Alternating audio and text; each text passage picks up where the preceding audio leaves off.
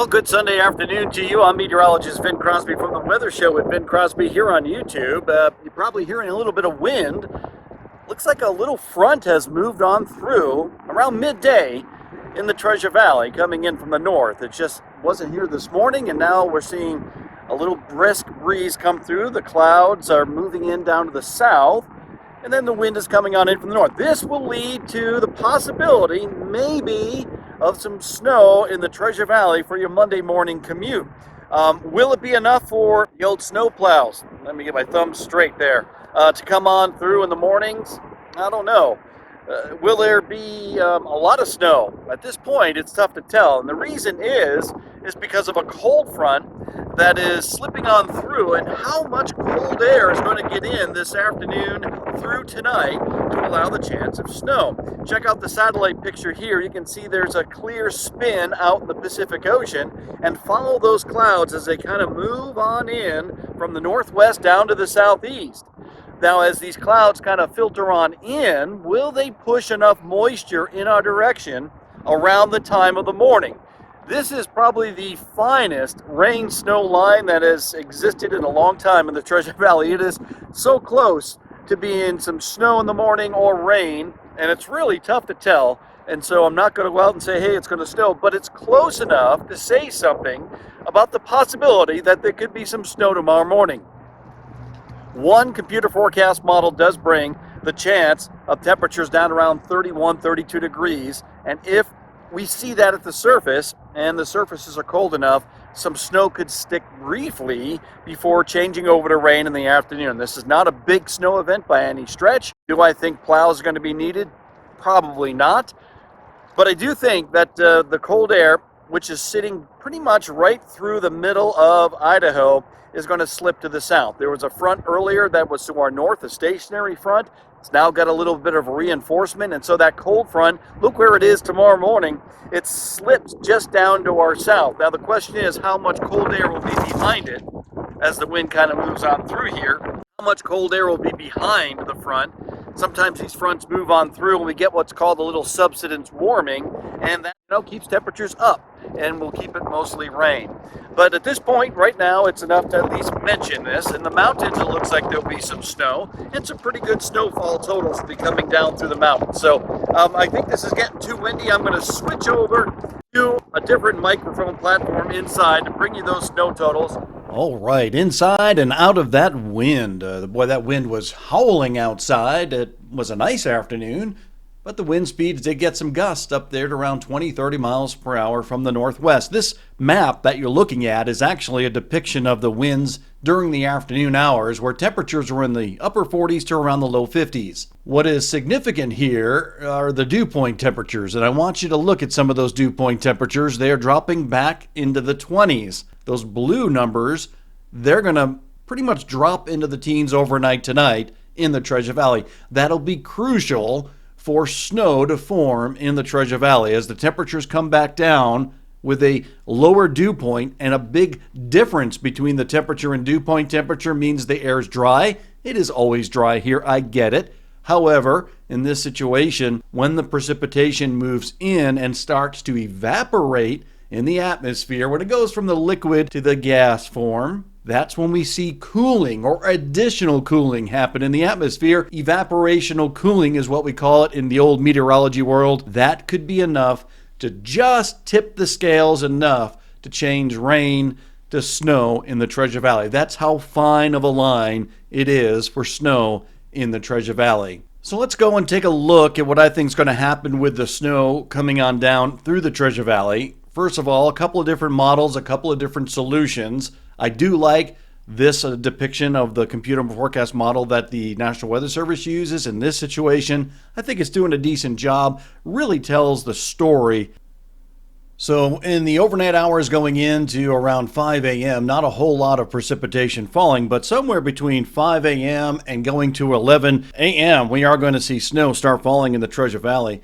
Rain, snow mix, then going over to snow. Now, I do think there should be some areas where it gets a little bit heavier and there will be snow covering the ground. But this is going to be one of those situations, and this is why I like this, where you see Meridian coming in as maybe a 1/12 of an inch of snowfall on the ground. Eagle, the same. not a whole lot across the Treasure Valley, and you can see South Nampa getting some snow, but around 84, not a whole lot of snow coming down around Nampa. So it kind of carves itself around Lake Lowell. Who knows? There's a little bit of higher elevation out there. I know that by Pickle Butte. However, I do think that, there's a chance for flakes of snow even around the connector. This model is not going to be spot on, is what I'm trying to say. Back up around Nissa, Parma, Ontario, a little bit more snow. I think the lower elevations will keep that cold air trapped in. There'll be a bigger area, if you will, of evaporational cooling. So we'll see Ontario, Nissa, Parma getting some pretty decent accumulations, a dusting to an inch. And then back up in the mountains, of course, Bogus Basin getting some decent snows, almost a half inch there going in. This is 11 a.m. in the morning. So between, say, 5 a.m. and 11 a.m. in the morning, this is where we'll see some of the heavier snows come on down. Emmett up there in the valley getting some decent accumulations, and Freeze Out Hill will be very slick. Of course, areas up around McCall, Donley, Cascade, this is pretty much not a dumping of snow, but it's going to be pretty decent. Half inch to an inch of snow. From Lake Fork on up towards McCall, where McCall in the city, you could see a half inch to maybe an inch of snow coming on down. And back up around the higher elevations around Tamarack. And then back over by 95. I know a lot of people commuting along Highway 95 rather, because of the closure of 55. So slick roads will be there. Just takes a little bit of precipitation to make those roads icy. I know this is Idaho. I know you got your trucks. I know you're going to be out there cruising around, but you know the deal. It's early on in the season, and some people who have moved here, that maybe one or two, right? They may not know how the roads are in Idaho when it gets icy. All right, back up here in Oregon, La Grande, this is where it's going to get tricky going over the blues. You'll see maybe an inch or two in some areas, especially on up into this spot right through here. You know it well, right where they close the pass down.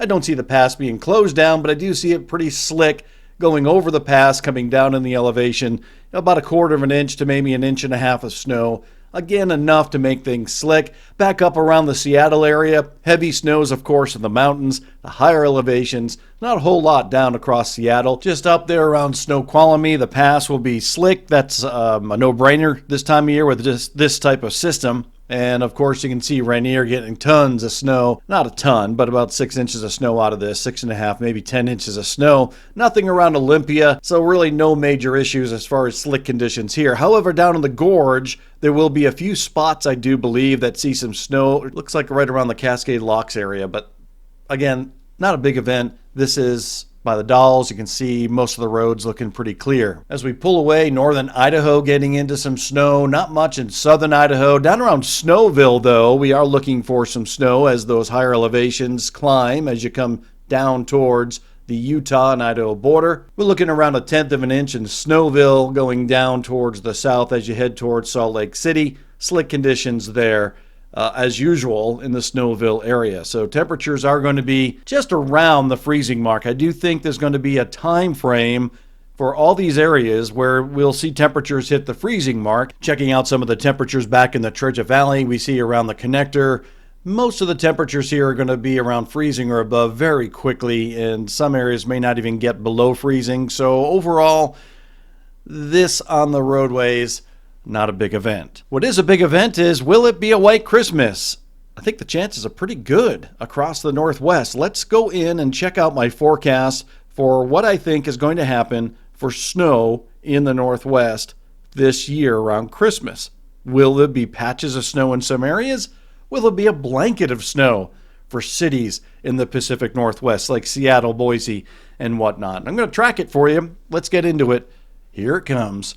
Thanks for tuning into the Weather Show. I'll leave you with this and some music so you can check out some of those numbers of what I think the percentage is, and I'm going to update it each week. If you want your area to be included in my list of the chances for a white Christmas, just comment down below. Always leave a comment down below.